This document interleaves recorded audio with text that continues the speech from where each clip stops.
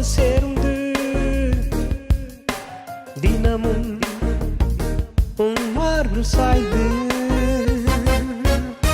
தினமும் உம்மோடு சேர்ந்து தினமும் உம் மார்பில் சாய்ந்து விலக முடியாது அன்பே உயிரே என் இயேசு ராஜா விலக முடியாது அன்பே உயிரே என் இயேசு ராஜா நேசிக்கிறே நேசிக்கிறே நேசிக்கிறே நேசுவே நேசிக்கிறே. Greetings and blessings in the wonderful name of Jesus Christ. यीशु मसीह के अद्भुत नाम में आप सबों को जय मसीह की. Thank you for joining us as we speak God's blessing and favor and His eternal love for you. धन्यवाद हमारे साथ जुड़ने के लिए जब हम परमेश्वर के आशीर्वाद को उनके अनंत जीवन के बारे में हम बातचीत कर रहे हैं. I'm trusting Jesus that His mighty hand will come upon you even right now.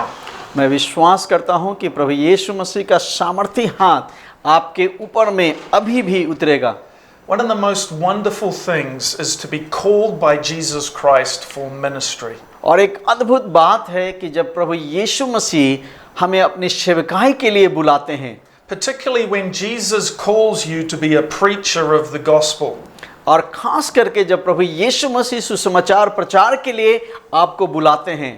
Jesus has love and compassion for all people. यीशु मसीह हर एक लोगों के ऊपर दया और प्रेम को दिखाता है. But he saw that so many of the people are like sheep without a shepherd. लेकिन उन्होंने देखा कि बहुत सारे ऐसे लोग हैं जो बिना चरवाहा के भेड़ हैं. And he said to his disciples to pray to the Lord of the harvest for more workers. और उन्होंने अपने चेलों से कहा कि उस खेत के मालिक से प्रार्थना करो कि वो बहुत सारे मजदूरों को भेज दे. And this is because the harvest is large but the workers are few. यह इसलिए क्योंकि फसल तो बहुत सारे पकी हुई हैं लेकिन काटने के लिए मजदूर की कमी है. And what a great, large, tremendous harvest there still is in India. और भारत में आज बहुत सारे फसल काटने के लिए बाकी है. So Jesus Christ will call more people to become preachers of the gospel. इसलिए प्रभु यीशु मसीह बहुत सारे लोगों को बुला रहे हैं ताकि वे सुसमाचार के कार्य करें. Particularly as we pray and ask God for the workers. विशेष करके जब हम परमेश्वर से प्रार्थना करते हैं कि बहुत सारे वो मजदूरों को भेजे. So that's my prayer today. Jesus, raise up more workers for the harvest fields. आज मेरी यही प्रार्थना है, प्रभु यीशु मसीह उस फसल को काटने के लिए बहुत सारे मजदूरों को खड़ा करें. I love coming to India. I love the Indian people. और मैं भारतीय लोगों से बहुत प्रेम करता हूं और यहाँ आना मुझे बहुत पसंद है. But I know that my time in India is only short. लेकिन मैं जानता हूं कि भारत में मेरा समय बहुत ही कम है. So my prayer is somehow God use me to inspire more workers. इसलिए मेरी प्रार्थना है कि परमेश्वर मुझे इस्तेमाल करे ताकि मैं बहुत सारे मजदूरों को उत्साहित कर सकूं. And maybe God will answer my prayer by releasing a greater call of God in your life today. और आज शायद परमेश्वर मेरी प्रार्थना का उत्तर देंगे इसके द्वारा कि वो उस बुलाहट को आपके जीवन में खोल दे. Maybe there's a young person listening and you never thought Jesus would call you to be a preacher of the gospel. शायद आप एक ऐसे नौजवान हैं जो कभी आपने सोचा नहीं है कि यीशु आपको सुसमाचार प्रचार के लिए बुलाएंगे. But Jesus can release the power of the Holy Spirit in your life. और यीशु मसीह पवित्र आत्मा के सामर्थ को आपके जीवन में उतार सकते हैं. So that there is a stirring in your hearts that God has a greater calling for you. ताकि आपके हृदय में एक प्रकार की उत्तेजना हो उस परमेश्वर की बुलाहट के लिए. And that's what happened in my own life when I was just a young person. और यही बात मेरे साथ भी हुई जब मैं नौजवान था. When I was quite young, I thought, oh, it would be nice. I would like to become a doctor. और जब मैं नौजवान था तो मैं ये सोचता था कि मेरे लिए एक डॉक्टर बनना बहुत अच्छा है। Later on, I was very good at running, just like my father is still very good at running today, still running marathons as an old man. और बाद में मैं दौड़ने वाला एक धावक था, जैसे मेरे पिताजी आज भी वो दौड़ते हैं, मैराथन में दौड़ लगाते हैं। Later on, I took up music and thought, oh, it'd be great to be in some famous bands. और बाद में मैंने संगीत को चुना और मैंने सोचा कि अरे ये बहुत ही अच्छा होगा, एक बहुत ही लोकप्रिय बैंड बनना। But when I was 16 years old, the power of the Holy Spirit came upon me. लेकिन जब मैं 16 साल का था, प्रभु की सामर्थ मेरे ऊपर उतरा And I knew that Jesus was calling me to preach the gospel. और मुझे समझ में आया कि यीशु मसीह सुसमाचार प्रचार करने के लिए मुझे बुला रहे हैं। It was such an earnest calling, such a powerful calling. I knew that this was the greatest work to do. और यह एक बहुत ही सामर्थी बुलाहट था हमारे लिए, क्योंकि मैं इस बात को समझ में आया कि परमेश्वर अपने कार्य के लिए मुझे बुला रहे हैं। That even saving one soul is worth more than all the world. क्योंकि एक आत्मा को भी बचाना पूरे संसार को प्राप्त करने से बेहतर है। And I'm so thankful that as I have continued to follow Jesus, Jesus has taken me on an amazing journey. और मैं परमेश्वर का धन्यवादी हूँ कि परमेश्वर आज मुझे इस्तेमाल कर रहे हैं बहुत सारे लोगों को इस यात्रा में शामिल करने के लिए। So I want to encourage you to pursue the call of God for your life. इसलिए मैं आपको उत्साहित करना चाहता हूँ कि परमेश्वर की बुलाहट को आप अपने जीवन में ले लें। As we continue to pray for the gospel to be preached in every village of India. और जैसे कि मैं प्रार्थना कर रहा हूं कि भारत के हर एक गांव में प्रभु यीशु मसीह के सुसमाचार का प्रचार हो। There must be an established church for every tribe in India. ताकि हर एक जाति के बीच में एक कलीसिया खड़ा हो सके भारत में। That's Jesus' promise, and this is the great work that God is doing. और ये प्रभु यीशु मसीह की प्रतिज्ञा है और ये कार्य वो कर रहे हैं। Well, today I want to look at the example of Jonah because he was called to be a preacher. और आज मैं एक उदाहरण को देखना चाहता हूँ योना के बारे में, क्योंकि उसे भी एक प्रचारक के रूप में बुलाया गया था। And first of all, he runs away. लेकिन सर्वप्रथम वह उस बुलाहट से भाग जाता है। He denies his calling. वह अपनी बुलाहट को इनकार करता है। But thankfully, God gives him a second chance. लेकिन परमेश्वर फिर से उसे दोबारा मौका देता है। And maybe today there is someone listening and you need to receive God's second chance for ministry. शायद आप में से कोई ऐसे व्यक्ति सुन रहे हैं जो सेवकाई के लिए शायद आपको दूसरे मौके की जरूरत है। Maybe God called you many years ago. हो सकता है परमेश्वर कई वर्ष पहले आपको बुलाहट दिया है, But you didn't fully submit to God. लेकिन आपने अपना पूर्ण समर्पण परमेश्वर को नहीं दिया। And maybe you're thinking now, oh, it's too late. शायद आप सोच रहे होंगे कि अब बहुत देर हो चुकी है। But God can come and call you a second time. लेकिन परमेश्वर आपको फिर से दोबारा मौका देता है। Let's look at the example of Jonah from आइए हम- Jonah chapter 3. आइए हम योना के उदाहरण को योना की पुस्तक उसके 3 अध्याय से देखें। Reading from verse 1. Then the word of the Lord came to Jonah a second time. हम 3 अध्याय का पहले पद से पढ़ेंगे। तब यहोवा का यह वचन दूसरी बार योना के पास पहुंचा। Verse 2. Go to the great city of Nineveh and proclaim to it the message I give you. उठकर उस बड़े नगर नीनवे को जा और जो बात मैं तुझसे कहूँगा उसका उसमें प्रचार कर। Verse 3. Jonah obeyed the word of the Lord and went to Nineveh. Now Nineveh was a very large city. It took 3 days to go through it. तब योना यहोवा के वचन के अनुसार नीनवे को गया। नीनवे एक बहुत बड़ा नगर था, वह 3 दिन की यात्रा का था। Verse 4. Jonah began by going a day's journey into the city, proclaiming 40 more days and Nineveh will be overthrown. पद 4। योना ने नगर में प्रवेश करके 1 दिन की यात्रा पूरी की और यह प्रचार करता गया, अब से 40 दिन के बीतने पर नीनवे उलट दिया जाएगा। Verse 5. The Ninevites believed God. A fast was proclaimed, and all of them, from the greatest to the least, put on sackcloth. पद 5, तब निनवे के मनुष्यों ने परमेश्वर की वचन की प्रतीति की और उपवास का प्रचार किया गया और बड़े से लेकर छोटे तक सबों ने टाट ओढ़ा। Verse 6, when Jonah's warning reached the king of Nineveh, he rose from his throne, took off his royal robes, covered himself with sackcloth, and sat down in the dust. पद 6, तब यह समाचार निनवे के राजा के कान में पहुंचा और उसने सिंहासन पर से उठ अपने राजकीय वस्त्र उतार कर टाट ओढ़ लिया और राख पर बैठ गया। Amen. आमीन। So Jonah is a very interesting prophet of God. योना एक बहुत ही रुचिकर भविष्यवक्ता है परमेश्वर का। It seems in this book of Jonah that he has so many wrong attitudes. और इस किताब से ये बातों को देखते हैं कि उसके अंदर में कई सारे गलत भावना थी। Yet on the other hand, God works so marvelously and wonderful in his life. और देखते हैं कि परमेश्वर अद्भुत रीति से उसके जीवन में काम करते हैं। So despite his wrong attitudes, Jonah becomes a mighty man of God. और उसके गलत मनोभाव होने के बावजूद भी परमेश्वर उसके जीवन में अद्भुत रीति से काम करते हैं। To become powerful preachers, we need to allow Jesus to teach us and to train us. एक शक्तिशाली प्रचारक होने के लिए हमें यीशु को सहमति देना है कि वो हमारे जीवन में कार्य करे। Dealing with any wrong attitudes that we have in our lives. ताकि हर एक गलत मनोभाव को ठीक करे हमारे जीवन में।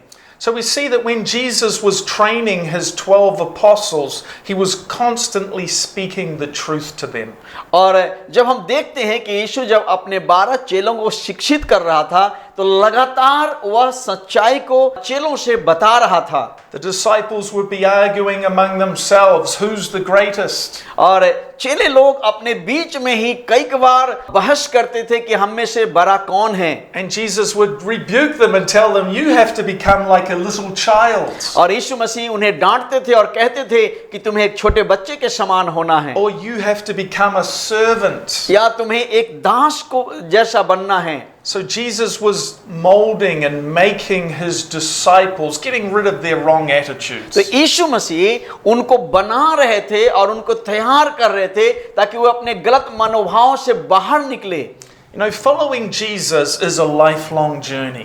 यीशु मसीह के पीछे चलना ये हमारा जीवन भर का यात्रा है। And I've seen many who have started in ministry, but they have not persevered and overcome in ministry. बहुत सारे लोग जो हैं सेवकाई की शुरुआत तो की है, लेकिन उस सेवकाई को वो अंत नहीं कर पाए हैं या स्थिर नहीं रह पाए हैं। And sometimes they have not developed a strength of prayer and devotion to Jesus. क्योंकि कई बार उनका प्रार्थना का जीवन और जो भक्ति का जीवन यीशु के साथ है उसे वो कर नहीं पाए, And therefore they have fallen and at times lost their ministry. और वे गिर गए और एक ऐसे समय आया जब उनकी सेवकाई जो है समाप्त हो गई। I think it's very important to understand why Jesus allowed Judas Iscariot to be among the 12. हमें इस बात को समझने की जरूरत है कि क्यों यीशु मसीह यहूदा इस्करियोत को अपने साथ रहने दिया।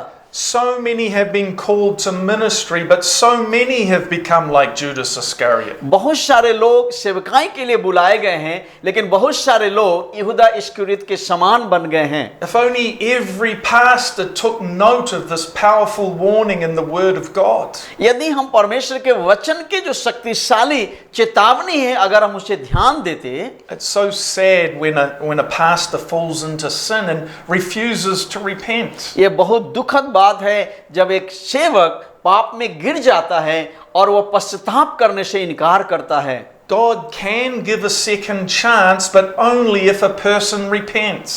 परमेश्वर दूसरी मौका दे सकता है अगर वह फिर से पश्चाताप करे।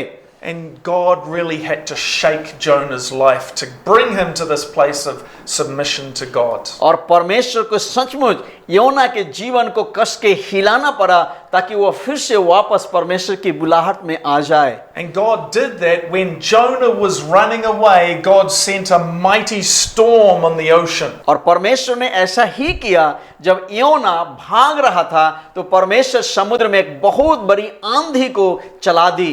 But all the other sailors were so amazed. Why is Jonah asleep in the middle of the storm? और जितने भी जहाज पर रहने वाले लोग थे इस बात से अचंभित थे कि इतने बड़े समुद्री आंधी के बीच में योना क्यों जो है चुपचाप सो रहा है। They woke him up to force him to get praying. और उन लोगों ने योना को जगाया जबरदस्ती ताकि वो अपने ईश्वर से प्रार्थना करे। If you're in ministry, you have to be strong in prayer. यदि आप सेवकाई में हैं तो आपको प्रार्थना में सचमुच मजबूत होना है। You have to wake up and pray. आपको जगने की जरूरत है और प्रार्थना करने की जरूरत है। So finally, Jonah wakes up and he confesses that he's running away from God. और अंत में वो उठता है और अपने गलतियों को मानता है कि वो परमेश्वर से भाग रहा था। Make sure you confess your sin whenever you fall into sin. इस बात से आप निश्चित कर लीजिए कि जब कभी आप पाप में गिरते हैं तो आप इससे पश्चाताप करते हैं। Do not become like King David who denied his sin. Dawood के समान मत बनिए जिसने अपने पाप का इनकार किया। And he was only brought to the place of repentance for having committed adultery when a prophet spoke a powerful word of wisdom to him. वो तभी अपने पापों से पश्चाताप किया जब परमेश्वर के सामर्थी भविष्यवक्ता आकर के उसका सामना किया। For a long time he had been denying his sin and thinking, oh, it doesn't matter, I'm the king, it's okay. और लंबे समय तक वो अपने पापों से इनकार करते रहा क्योंकि वो सोचा अरे मैं तो राजा हूँ, ये सब कुछ ठीक ही है। But God confronted him with his sin by the words that were so wise from the prophet's mouth. लेकिन परमेश्वर ने अपने भविष्यवक्ता के द्वारा अपने सामर्थी वचन के द्वारा उसके साथ सामना किया। And the prophet spoke like a parable to show and expose David to himself. और भविष्यवक्ता जो है दाऊद के साथ एक दृष्टांत के रूप में बात किया ताकि वह जो है अपने गलतियों को समझ सके। And when he realized what a terrible sinner he is, what a terrible thing he has done, his heart was broken. जब वो इस बात का एहसास हुआ दाऊद को कि उसने कितना खतरनाक भयंकर पाप किया है तब उसका हृदय जो है टूटा। I've heard of some worship leaders who have fallen in a very similar way into sin like King David. और मैंने आराधना के अगुओं के बारे में सुना है जो दाऊद के समान ऐसे पाप में गिरा है। I hope the word of God will break their hearts and they will come to the place of true repentance. मैं प्रार्थना करता हूं कि परमेश्वर उसके हृदय को तोड़ेंगे और वो सच्चे पश्चाताप में आएंगे। They will realize that they were not putting Jesus Christ first in their lives. और वो इस बात की एहसास करेंगे कि यीशु मसीह को वो अपने जीवन में पहला स्थान नहीं दे रहे हैं। We must know that God created marriage to be holy. और हमें इस बात को समझना है कि परमेश्वर विवाह को पवित्र ठहराया है। And God himself will judge those who are committing adultery. और परमेश्वर स्वयं जो है इस बात का न्याय करेगा जो व्यभिचार करते हैं। If you have fallen, please repent. यदि आप गिरे हैं ऐसे पाप में तो पश्चाताप कीजिए। Please come to Jesus and ask for his mercy and forgiveness. आप यीशु के पास लौट आइए और उसके क्षमा को की याचना करें। But true repentance means that the sin is totally washed away from you. और सच्चे पश्चाताप का मतलब है कि आपके पाप जो है पूरी रीति से धो दिया गया है। If you're going to keep falling into that same sin again, that means you have not repented. अगर आप लगातार उस पाप में गिरते जा रहे हैं इसका मतलब है कि आप पूरी रीति से पश्चाताप नहीं किया है। When King David came to the place of true repentance, he never fell into that same sin again. और जब दाऊद पूरी रीति से पश्चाताप किया फिर से दोबारा वह पाप में नहीं गिरा है। So we should not take God's grace in vain. इसलिए परमेश्वर के अनुग्रह को हमें बेकार में नहीं लेना है। Because there does come a time when God gives his last chance to क्योंकि repent. एक ऐसे समय आएगा जब परमेश्वर आपको अंतिम मौका देगा। Now Jonah speaks the truth because he's a prophet of God. अब योना सच्चाई को बताता है, क्योंकि वो परमेश्वर का दास है, भविष्यवक्ता है, And he gives the correct answer for how to stop the storm. और वो सही उत्तर देता है ताकि आंधी जो है थम जाए। And he tells the sailors to throw him overboard into the storm.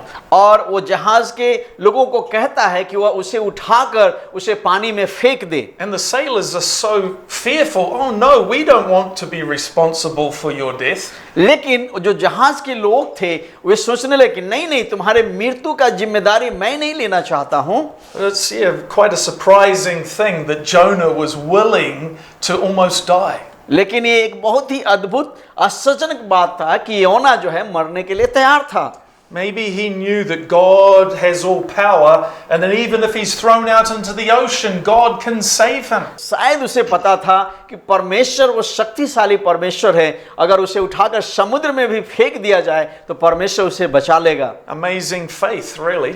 और ये सचमुच अद्भुत विश्वास है, भरोसा है। But God brings about Jonah's deliverance in a very interesting way. लेकिन परमेश्वर योना के छुटकारे को जो है बहुत ही एक रुचिकर तरीके से लेकर आता है। Jonah gets swallowed by a large fish. और योना को एक बड़ी मछली जो है निगल जाता है। An amazing experience. What would it be like to be inside the belly of a large fish? ये सचमुच अद्भुत है। ये कैसा होगा एक बड़ी मछली के पेट में होना? It would certainly force you to be crying out to God for mercy. शायद ये सचमुच आपको दबाव देगा कि आप परमेश्वर की दया के लिए चिल्लाएं। And that's what happens. Jonah is pleading with और God. यही होता है कि योना परमेश्वर को की दुहाई देता है। He's crying out to God to be rescued and to be saved from the jaws of death. और वो परमेश्वर की दुहाई देता है कि परमेश्वर वो मृत्यु के जाल से, फंदा से उसे बचा ले। There was no hope for him unless God does a miracle. क्योंकि उसके लिए कोई आशा नहीं थी यदि परमेश्वर कोई अद्भुत काम न करे। And that was the result of his sin. और यह था उसके पाप का परिणाम। But out of that, God was going to bring salvation. लेकिन उसके द्वारा परमेश्वर एक उद्धार को लेके आ रहा था। And I know many people who have become powerful preachers because of God's great mercy and giving them a second chance. और मैं जानता हूं कि परमेश्वर जब दूसरी बार मौका देता है तो ऐसे कई सारे लोग हैं जो परमेश्वर के सामर्थ्य दास बने हैं। And that's why I'm speaking to anyone out there who knows that you have sinned, you have failed God. इसलिए मैं आपसे बात कर रहा हूं कि आप में से अगर कोई है जो गिर गया है, जो पहली मौका को खो दिया है, तो यहाँ आपके लिए दूसरी मौका है। But today Jesus is giving you a second chance. आज यीशु मसीह आपको ये दूसरी मौका दे रहे हैं। Jesus is calling you again to be a preacher of the gospel. यीशु मसीह फिर से आपको सुसमाचार का प्रचारक होने के लिए बुला रहे हैं। Because Jesus wants to anoint you to be a powerful preacher for the glory of his name. क्योंकि यीशु मसीह आपको फिर से अभिषेक करना चाहते हैं ताकि वो अपनी महिमा के लिए आपको इस्तेमाल करे। And Jesus is ready to release you into your ministry. और प्रभु यीशु मसीह तैयार हैं ताकि आपको सेवा के लिए आपको रिलीज करे। He's going to open doors for you. वो आपके लिए एक नया द्वार खोलने जा रहा है। He's going to fill your heart with his love. वो आपके हृदय को अपने प्रेम से भरना चाह रहा है। Because there is a powerful call of God on your life. क्योंकि आपके जीवन में एक शक्तिशाली बुलाहट है। The devil tried to steal your calling. शैतान जो है आपकी बुलाहट को चुराने की कोशिश किया है। But Jesus Christ is releasing your calling right now. लेकिन यीशु मसीह आपकी बुलाहट को फिर से रिलीज कर रहा है। So the word of God comes to Jonah a second time. तो परमेश्वर का वचन जो है योना के पास दूसरी बार आता है। And he's called to go to a great city, a large city of many people. और उसे एक बहुत बड़े शहर में भेजा जाता है। And he's told that he can only proclaim the message that God gives him. और वो कहता है कि वो उसी वचन का प्रचार करेगा जो परमेश्वर उसे देता है। This is another key to being a true preacher. यह एक दूसरी चाबी है एक सच्चा प्रचारक होने के लिए। You've got to ask Jesus for your message. आपको यीशु से मांगने की आवश्यकता है आपको उस संदेश को। God has so many amazing messages that we can bring out of the Bible. There's such depth in the Bible. और परमेश्वर के कई सारे संदेश हैं जो आप बाइबल से ले सकते हैं, क्योंकि बाइबल में बहुत सारे संदेश की गहराई है। And we are called to present the gospel. और हम इसलिए बुलाए गए हैं कि सुसमाचार को प्रस्तुत करें। But there is a right time and a right season for the right message God wants to speak through you. लेकिन एक सही समय एक सही संदेश के लिए होता है। There's a time when Jesus calls us to be evangelists, to reach the lost. और एक समय है जब प्रभु यीशु मसीह सुसमाचार कार्य के लिए उन खोए हुए लोगों के लिए बुलाते हैं। There are times when Jesus calls us to be Bible teachers and to explain and expand the Word of God. और एक समय होता है जब प्रभु यीशु मसीह बाइबल के शिक्षक होने के लिए बुलाते हैं कि आप परमेश्वर के वचन को विस्तार से और गहराई से सिखा सके, समझा सके। There are times when God may give us visions and dreams. एक समय होता है जब परमेश्वर आपको दर्शन देते हैं, आपको स्वप्न देते हैं, And give us a prophetic anointing to speak a prophetic word. और भविष्यवक्ता का अभिषेक देते हैं ताकि आप भविष्यवाणी कर सके।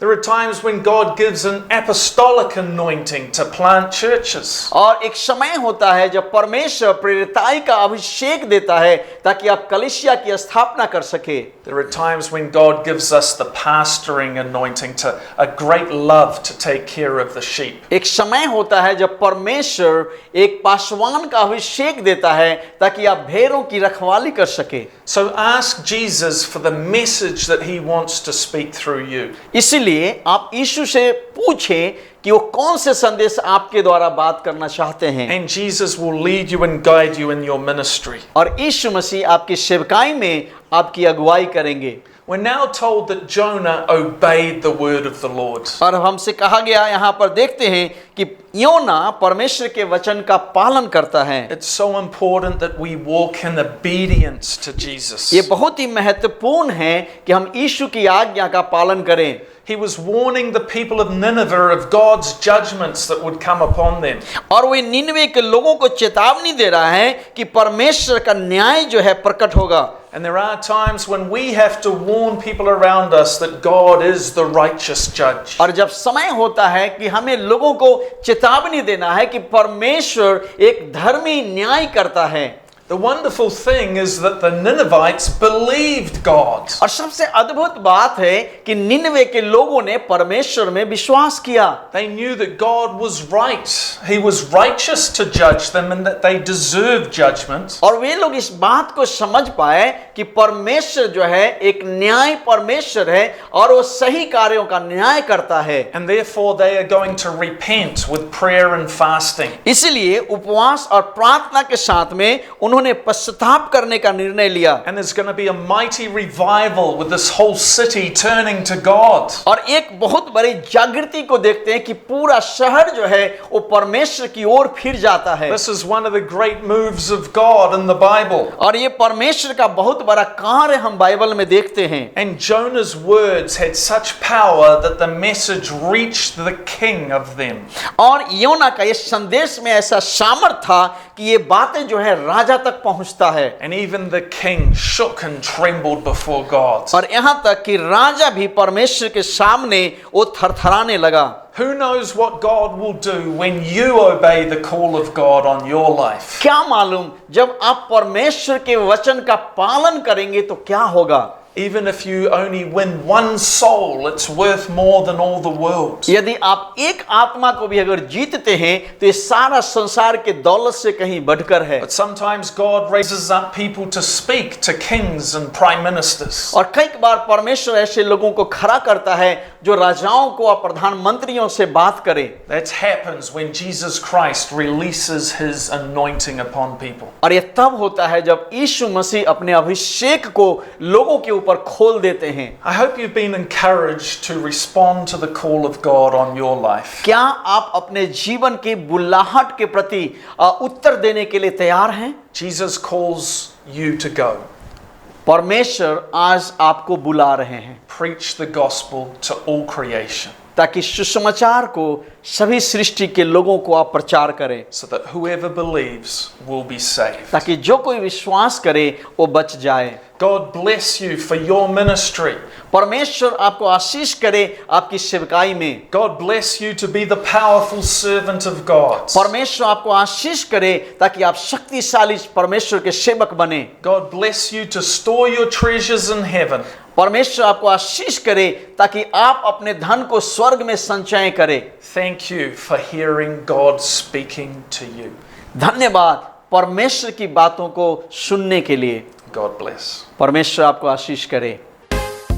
உம்மை பிரிந்தும் உம்மை மறந்தும் நான் ஒன்றும் செய்திடேனையா உம்மை அல்லாமல் நான் தேடி செல்வது